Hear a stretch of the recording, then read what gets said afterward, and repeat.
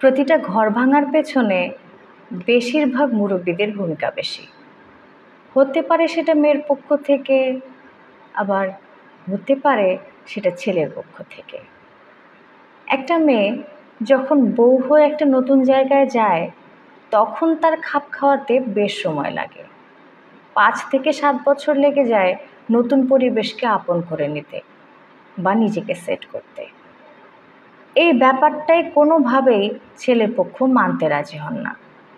তারা মনে করেন এই মেয়েটা সুপারম্যান, যেমনটা আলাদিনের চেরাগ যা ঘষলে ম্যাজিক্যাল কিছু বের হয়, ঠিক তেমনি তাদের আশা যে এই মেয়েটাকে সারাক্ষণ আলাদিনের প্রদীপের মতো চারদিক থেকে ঘষা মাজা করলে ম্যাজিক্যাল কিছু বের হবে।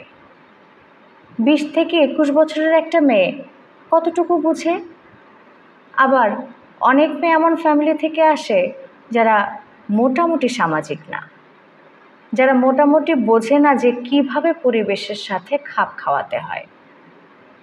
একা একা বড় হয়েছে বা যৌথ ফ্যামিলিতে থেকে বিভিন্ন রকম ট্রলের শিকার হয়েছে। তার কাছে শ্বশুরবাড়ি মানে প্রচণ্ড রকম একটা নেগেটিভ পরিবেশ, এমনটা মনের মধ্যে গেঁথেই থাকে। আর শ্বশুরবাড়িতে বিয়ের পরদিন থেকে তার উপরে যে দায়িত্ব বর্তানো হয়ে থাকে, তা থেকে তার আরও মনে দৃঢ়ভাবে দাগ কেটে যায় যে আসলেই শ্বশুরবাড়ির পরিবেশ বড্ড বিরূপ। কিছু মেয়ের মা আছে যে মেয়ের একটু দুঃখ কষ্টের কথা শুনলে মেয়েকে আরও তাল দিতে থাকে। আমরা তো এরকম পরিবেশ পাই নাই, আমাদের শাশুড়ি তো অনেক ভালো ছিল, বা আমার আদরের মেয়েটাকে তো শ্বশুরবাড়িতে না জানি কি না কি করে ফেলছে।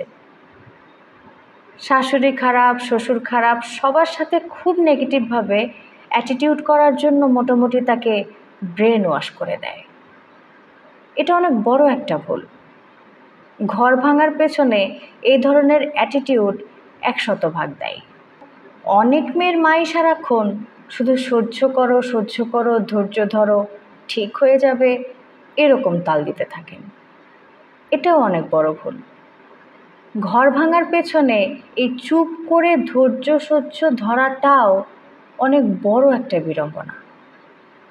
আর ছেলের মা বোন ভাইয়ের বউদের এক্সপেকটেশন বেশি হওয়ায় মেয়েটা তাল দিয়ে উঠতে পারে না, যার ফলে মেয়েটা ছেলেটা শয্যাসঙ্গী হলেও জীবন সঙ্গী হয়ে উঠতে পারে না।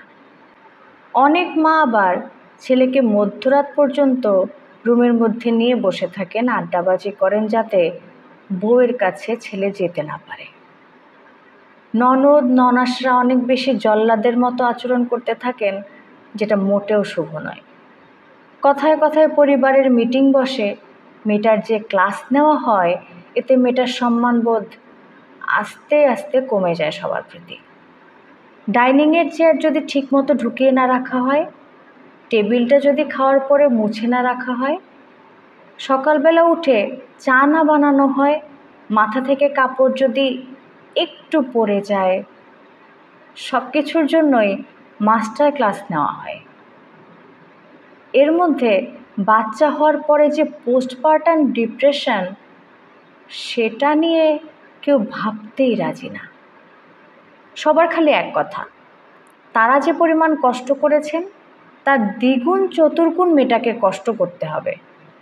কোনোভাবে যদি তার হাজব্যান্ড তাকে সাহায্য করে, তাহলে তো সর্বনাশ, ছেলে ভেড়া হয়ে গেছে। এত মা বোন ভাইয়ের বউদের এত যন্ত্রণার মধ্যে কোনো কোনো মেয়ে টিকে যায়, আবার কিছু কিছু মেয়ে নারকীয় যন্ত্রণা সহ্য না করতে পেরে বেরিয়ে আসে। তখনই সমাজ আবার মেয়েটাকেই দোষ দেয় যে মেয়েটা সংসার করতে পারেনি। প্রতিটা মেয়ে সুন্দর, প্রতিটা মেয়ে সাবলীল। এসব জায়গায় মুরব্বীরা যদি একটু মুনশিয়ানা ফুটিয়ে তোলে, তাহলে সংসারগুলো এরকম নারকীয় হয় না।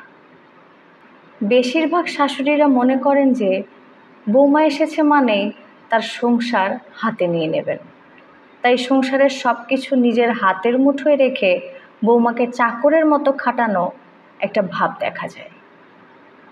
এটা করে মেয়েটা কাজ করে দেয় ঠিকই, কিন্তু দায়িত্ব পালন করা বা ভালোবেসে কোনো কিছু করা তার মধ্যে আর হয়ে ওঠে না। তাই সে যে কোনোভাবে ওই সংসার থেকে নিজের একটা আলাদা সংসার পেতে চায়, নিজের মতো করে সাজাতে চায়। কিন্তু শাশুড়ি মা শ্বশুরবাড়ি যদি তার অনুকূলে থাকে, তার সাথে বন্ধুত্ব সুলভ আচরণ করে, সব সময় তার ভুল না ধরে তার অসুস্থতায় পাশে থাকে, তাহলে কিন্তু এটা কখনোই আলাদা থাকার বা আলাদা হওয়ার কথা চিন্তা করবে না। তাই অধিকাংশ ঘর ভাঙার পেছনে মুরব্বীদের মুনশিয়ানার যথেষ্ট অভাব রয়েছে। আর বোমাদেরকে বলছি, দয়া করে ধৈর্য ধরুন, চেষ্টা করুন আপনার স্বামীর সাথে আপনার সম্পর্কটা অটুট রাখতে। তারপরও যদি একান্ত না হয়, তাহলে বেরিয়ে আসুন। তবে মনে রাখবেন, বেরিয়ে আসার পরের জার্নি অনেক কঠিন হবে।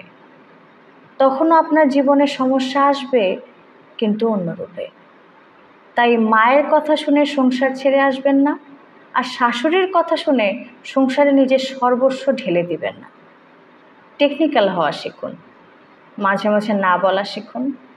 আপনার স্বামীর সাথে আপনার সময়গুলোকে সবচেয়ে সুন্দর করে উপভোগ করুন।